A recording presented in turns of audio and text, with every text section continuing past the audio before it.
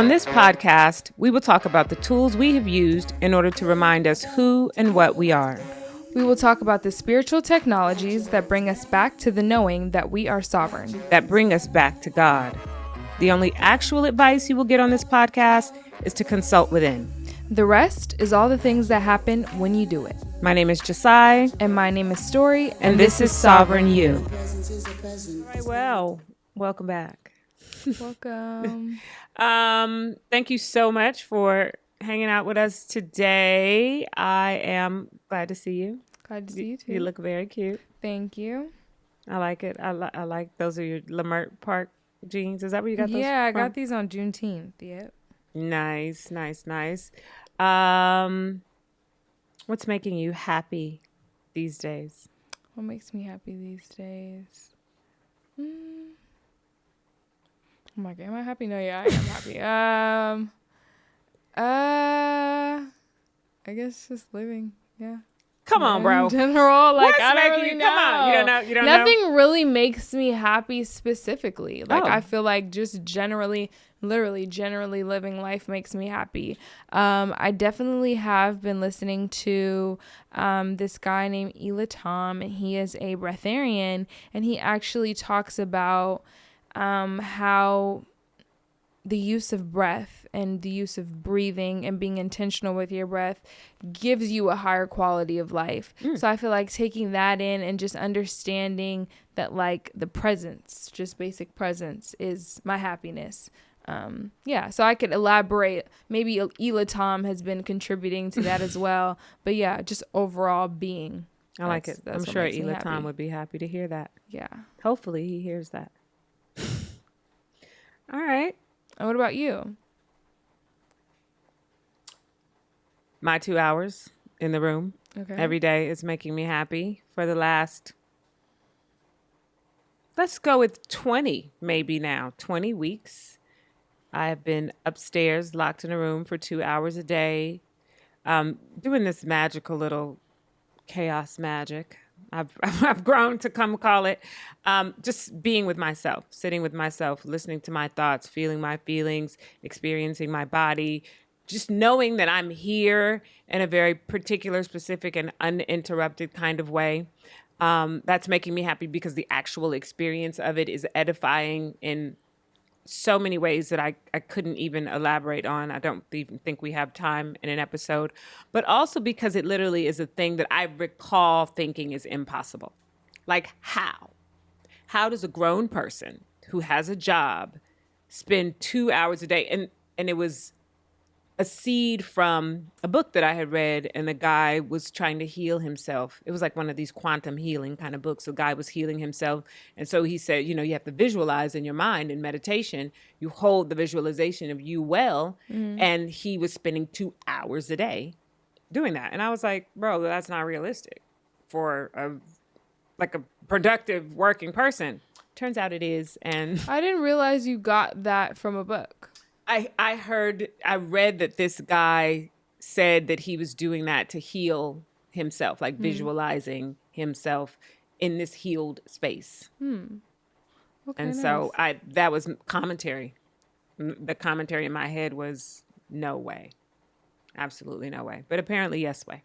So yes, I'm thrilled about that. Today's topic is sex.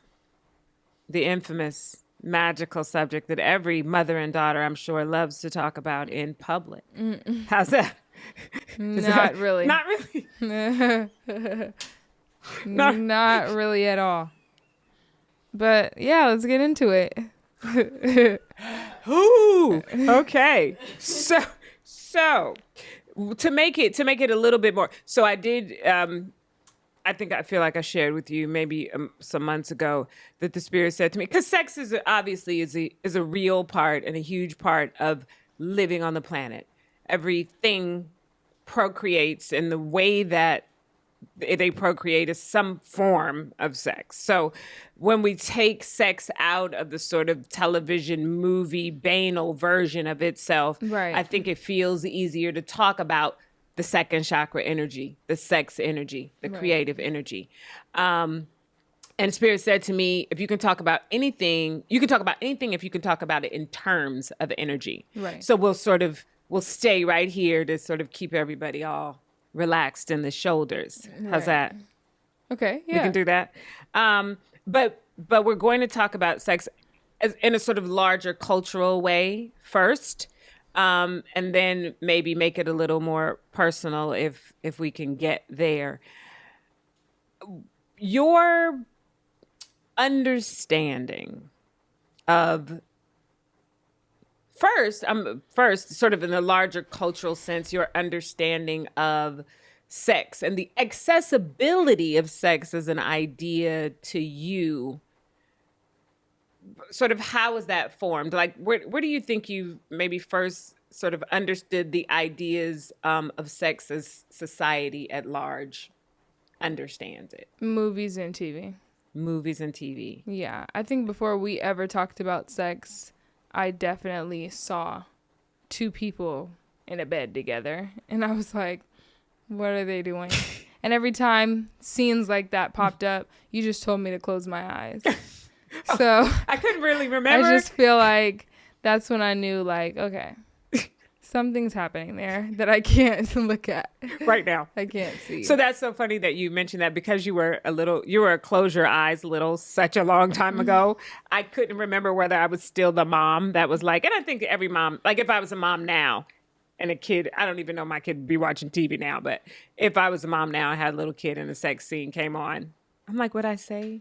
Close your eyes. But they get so weird. It gets so rowdy. I would. I mean, I don't really know. I think that that's appropriate considering the fact that I don't know, especially if I'm spending time with my mom as a 5-year-old or as a like hopefully we watch 6 something else. or 7-year-old, and we're watching like an independent film, you know, because I used to love watching independent films with you. Yeah, close your eyes. Yeah, for right sure. Here. Right here. Okay. For sure. All right. Do you feel comfortable talking to me about sex?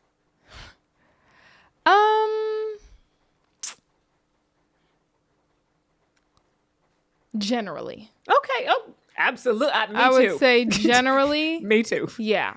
But specifically, no. Like getting into the specifics of my sex life, that's like not a thing. But I think that like just general conversations about sex, yeah, because general conversations about sex don't necessarily have to be about me. So yeah. Okay. So do you, when you were growing up, then did you feel like you could ask a general question? Yes, absolutely. Okay. Yeah. All right. Beautiful.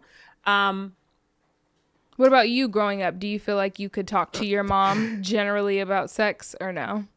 Absolutely not. Is this thing on? Not even about like sexual health?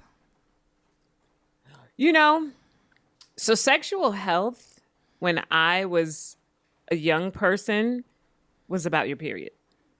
Okay. Full stop. Everything else, because again, I'm a church girl. I grew up in the church. Everything else about sex was not an accessible topic. Now, my parents could probably say, you could have asked me anything, but the vibe and frankly, the language was very much, no, you could not. Right. Like, you shouldn't be thinking about sex. Like, why would you even be interested? Right. Interest in sex. So that's it. Interest in sex spelled a problem when I was coming up, which is interesting to think about right now because young people who are exposed to television and movies would have a question about a thing that they see, but it didn't read like that. And of course, when you're young and you're watching movies with your parents, they tell you to close your eyes. But as soon as you go watch a movie with your friend, you see all the nobody's closing their eyes. Everybody's eyes are completely open. Wide open. And so, no, you couldn't go home and be like, Mom, so I wonder if you might be able to explain to me or no. So all of my exploration of sex, and this is to say nothing about sexual energy because I didn't even know sexual energy was a thing that had language around it until I was very, very grown. That's not a conversation I had. My parents found out that I was having sex. Ooh. I got a cootie and I was out of town. I was at my father's family's house in Michigan, which is a long way from home. And I got a cootie, and my aunt was like not nice about it. She was like hardcore, like ew, and call your parents. Not hardcore ew. Yeah, no, it was very, I can remember her saying, don't sit on my toilet seat in real life. Okay. And I thought, oh, this is horrifying. This is pretty horrifying. But, you know, we live. Yeah, I'm here. I lived. Yeah. I did not die. But yeah, so that was sort of the attitude about sex. And then, of course, the consequence of that attitude about sex is that you've got me, kids running around, experimenting on their own, asking no one any questions, getting no admonishments to be careful here or there. This is also the age of we don't pass out condoms. We just tell you to abstain. Yeah. So there's no condoms involved. Like, it was wild. Yeah, I feel like our first formal conversation about sex was when I was in middle school and I started hanging out with my guy friend a lot. Mm-hmm. And you were like, all right, let's talk.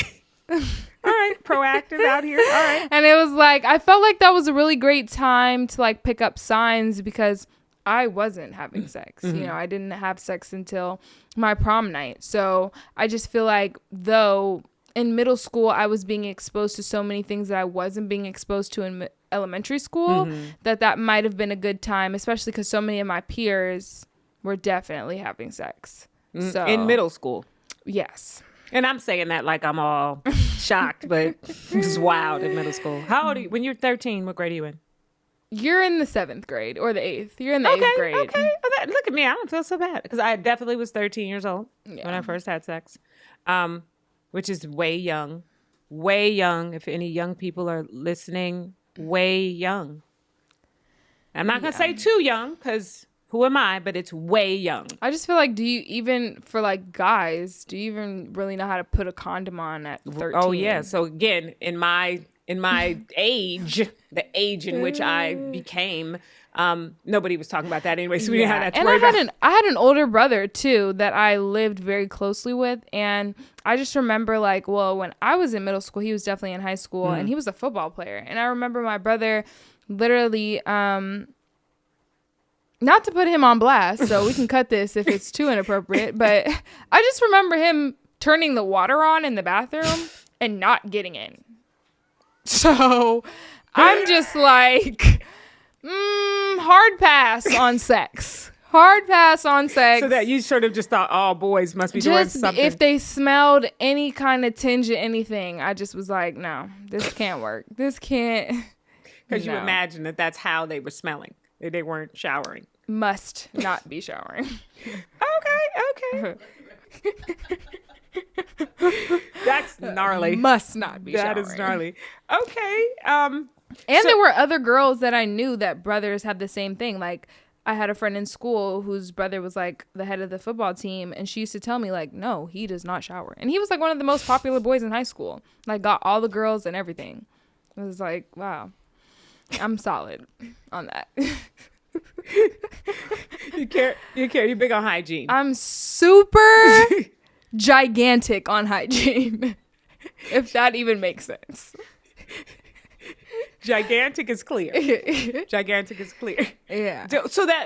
So sexual health. Yeah. I was in Arizona at the pop-up, and two of the guests that came work for the state of Arizona, and their unique job is that cases of venereal disease, is that what they call them? Venereal disease, sexually transmitted diseases.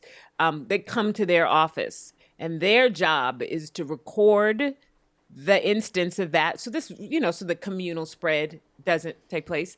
And then another portion of their job is to take a list of people that person has had sex with and then go to them and tell them, not only has this exposed person had sex with you, but we need you to come in. So it's a whole big thing that the culture is doing to try to stop the spread of sexually transmitted diseases. So hygiene and attending to your sexual health and being protected and proactive is super, super, super important.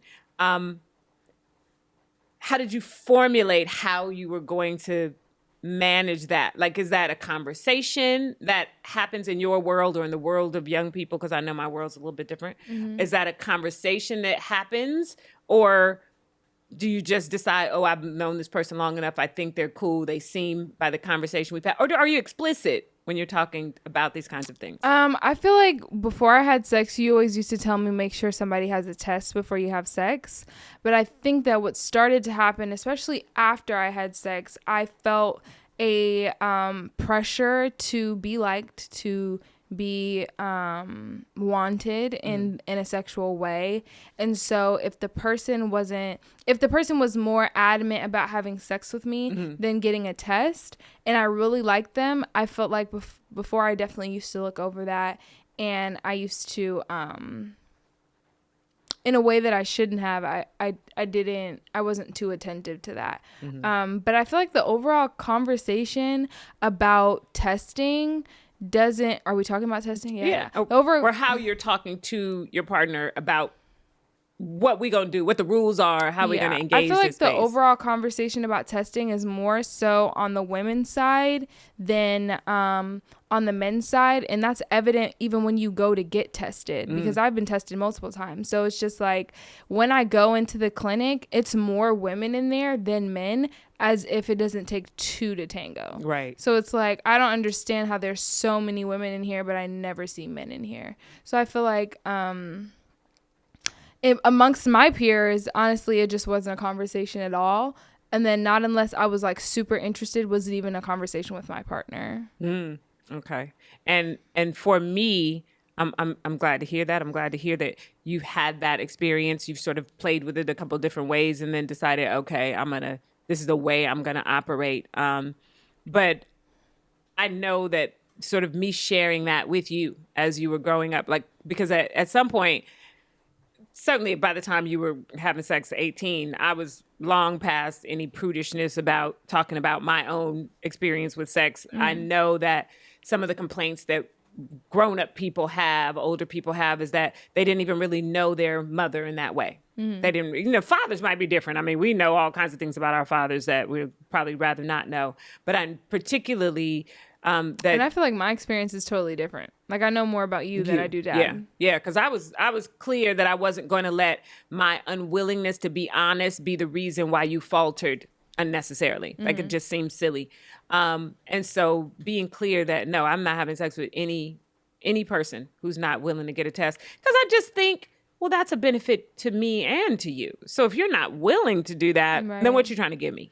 Yeah, that or just the pure laziness and just like the kind of false impression that I should just believe you without a doubt. Like, oh, I'm clean.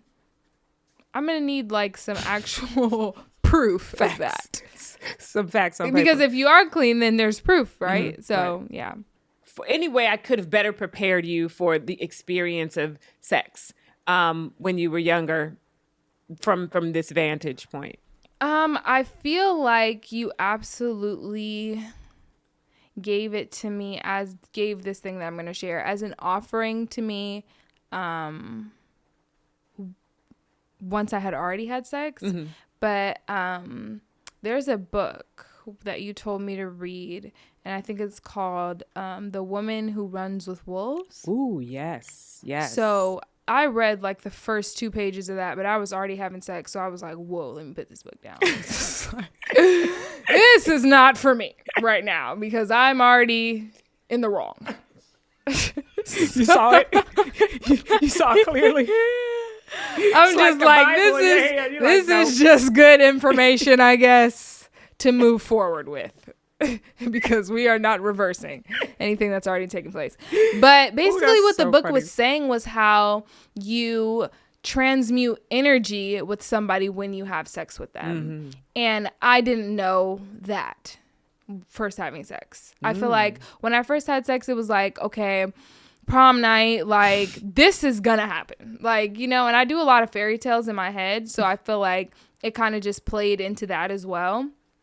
But I just remember the emotional withdrawal that I had when I first lost my virginity. And I was so like, oh yeah, just, you know, this guy that I went to prom with, went to elementary school with him, and, you know, we were cool, and not even really throughout school, you know, beyond our years in middle school and high school, but I was just like, let me just see if he'll go with me. And so it kind of happened like that. So it was more so casual, but I didn't understand the effects of casual sex on a virgin. And I feel like I was trying to connect with him after that, and it was very much like that was kind of like it. And I feel like that emotionally was a lot for me. I was just like, whoa. And so from there, you know, I felt like my esteem was kind of low around sex, you know? And so once I got a hold of that book, I was like, oh, like, it is really important, like, not only do you know the person that you're engaging in sex with, but you actually trust their energy and that you feel safe with them emotionally. Not only for them to care for and carry your emotions, but are they emotionally sane? You know what I'm saying? Like, are they good emotionally? Yeah. Because that's a very intense emotional exchange. And so, yeah, I feel like I didn't really understand that. But then again, when I was 18, I didn't understand energy as much as I do now. Right. And that's a huge, you know, that's a huge piece of everything we do. And certainly the powerful energy of second chakra energy, the powerful energy of sex and conjugation and creation. And, you know, we all can see around us what happens when you move to create. Like the forces of nature move to make a new thing happen. You can make a whole baby from sex energy. So if you're not knowing what you're doing, you could be doing all kinds of craziness. I think the audience would be also interested to know that that plan that you had to have sex on your prom, I was aware of. I don't know that. Were you necessarily aware? Well, you would say. And maybe you was on the phone, but you were not shy about saying, I'm going to have sex on my prom. I don't know that was, I don't, that's not my recollection. Oh. I definitely do know that once I did, I came in the house and I was like, Mom, I had sex. And that was it. It was so cute. It was so cute. Like for me, and I'm not a fairy tale kind of person, but I did live through the trauma of my sort of burgeoning into sex in a very, very different way. Like I didn't have a mom that I could come home to and be like, Mom, I had sex. Like a real cleaver-ish kind of thing. Like it just didn't exist. And so I was so grateful. I was really so grateful that I had found a way to be a safe space for you under that umbrella where I know so many kids even now are not. And certainly when I was growing up, you was finna get knocked out if somebody overheard that you had sex. But that's what you told me also in middle school. Like, I feel like that was part of the conversation as well. It was like, okay, like, tell me if something is going on. Because if I overhear you saying that you did, that's going to be worse. It's going to be different. And of course, like, between the ages of like 13 and 12 to 18, obviously if you overheard me saying I had sex, it would have been a different experience because I was 18, right? You know, but at that point I was already so comfortable just telling you about my life experiences that it was just like, okay. Nice. Okay, so how do you think that your relationship with sex changed after becoming a mom? You know, my relationship to sex was never good. From sort of the initial, it was never good. It was never a relationship that I had any hold of. I think becoming a mom just gave me somewhere to focus my attention. So I paid even less attention to it. Now, that isn't to say that I didn't have sex, because I also grew up in a generation where both the men and the women knew that if you were in a relationship with somebody and you had a family and you shared responsibilities in life, sex was a bit of an obligation. So I think I held it in a very obligatory way. Again, not to say that it wasn't satisfying. It just, my thought about it wasn't relational to me as a person. And I think that honestly did not find me until I was probably 35 years old. And then I realized, oh, I have something in me specifically that has a need to engage in this space in a way that is for me. I did have to learn that after many, many years of engaging in sex. Right. And I think that we're different in that way because you've always been in relationships. Yeah. And I just got in one. Yeah. So yeah, it's like for me, it was more so about me the whole time. Yeah. Bravo, frankly. Bravo, frankly. And I know that the world and, some parts of culture will feel however they feel about that. But sex energy, second chakra energy, and certainly in the way we work with it, is essential to living well. Essential to living well. And I say to clients all the time who try to stay away from orange waist beads, you know how to not make a baby. You know how to not have physical sex with another person. But what you cannot live without is your sexual energy. That needs to be active and circulating and present in your life at all times, whether you're engaged with another human being or not. And trying to translate that for a young person, can sometimes be a little tight in the shoulders. But I think that we have to do it. We have to find a way to talk about sex energy at the very least, creative energy, if we want to re-term it, for different age groups. But we have to be able to not only talk about it, but encourage it in those around us who we have a hand in raising and in our own selves. So I'm glad that is unfolding. Well, could I assume it's unfolding well for you? Because we don't talk about your sex life specifically. I like to stay away from that. Well, I'm celibate now, so that's it. Yeah. That's the word on the street. I like it. Yeah. I like it. And is that why? Why are you celibate now? Because actually, I have an intention with the person that I'm with now to wait until marriage. Ooh. So, yeah. Because I just feel like the whole conversation and what the thing that challenged me about sex when I was having it was the whole the amount of partners that you have sex with. Mm-hmm. And I think that challenged me because I'm like, okay, if I was dating this person and I wanted to be with this person and we were sexually intimate and it doesn't work out, am I just supposed to only have sex with somebody who I know it's going to work out for? Because how can you? Right. So that's the thing. So that became the challenge. So now I'm just at the point where it's like, let's work it out. Okay. And then have sex. Okay. Makes sense. Because I'm just not really into, offering myself in that way anymore. And I feel like before, like I was saying, like I felt like I was implementing sex as a way for it to work out. And I feel like if somebody really wants to be with you, whether or not your sex is good to them or, whether or not, I feel like connection and intimacy and the ability to have good sex is important. But I feel like that shouldn't be the main thing that keeps people together. So, yeah, I'm just practicing that right now. I like it. It's a good practice. So I have this journal that my dad gave to me a couple years ago. And I feel like, let's see how it started out. Oh, I guess it always, was just empty until I made it in my affirmation journal, unless I pulled some pages out. But currently, this is full of my daily affirmations, and all of the affirmations relate to chakras.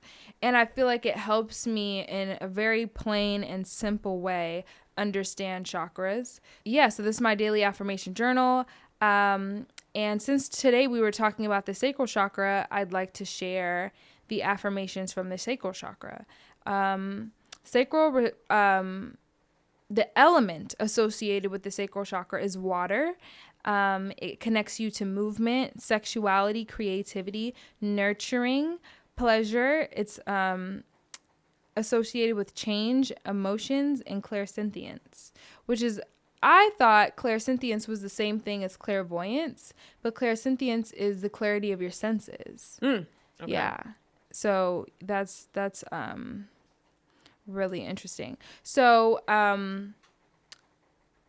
It begins with I am alive, connected, aware, and balanced. I am fluid. I am adaptable. I am creative. I am unique. I am sincere. I am nurtured. I am flexible. I am open to change. I am free and allow others to be free. I let go of my past. I am living a pleasured life. I embrace and celebrate my sexuality. I treat myself and others respectfully.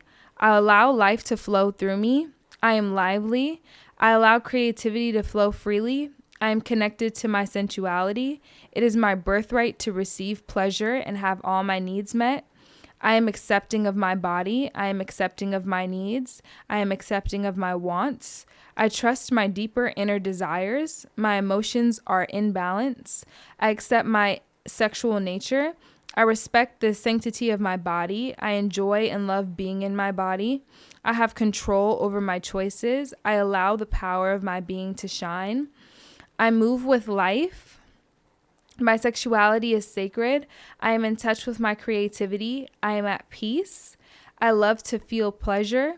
It is safe to express myself. I allow myself to feel pleasured. I respect other people's boundaries. I consume only what I need. I honor my emotions. My relations are safe and supported. I am true to myself. I am radiant, beautiful, and creative. I am independent. I enjoy a healing and passionate life. I am enough.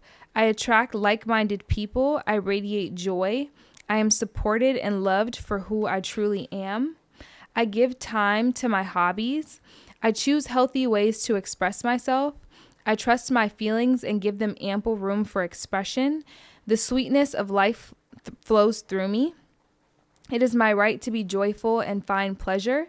I reclaim my personal power to heal myself. I reclaim my personal power to look after myself.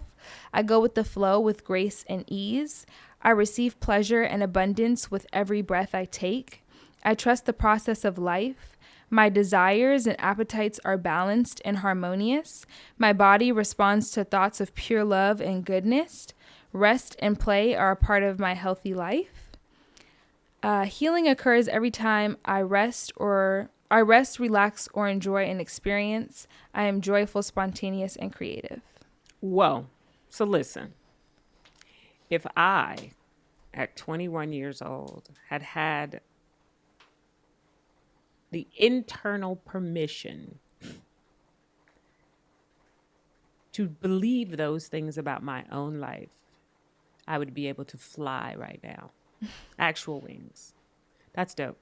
Now, did you write that? Did you get that from somewhere? I definitely got these off of Spotify. Okay, nice. There is a woman, and I can't remember her name because I don't even have Spotify anymore. But yeah, I definitely got these off of Spotify. But all of her affirmations for all the chakras are amazing. That was beautiful.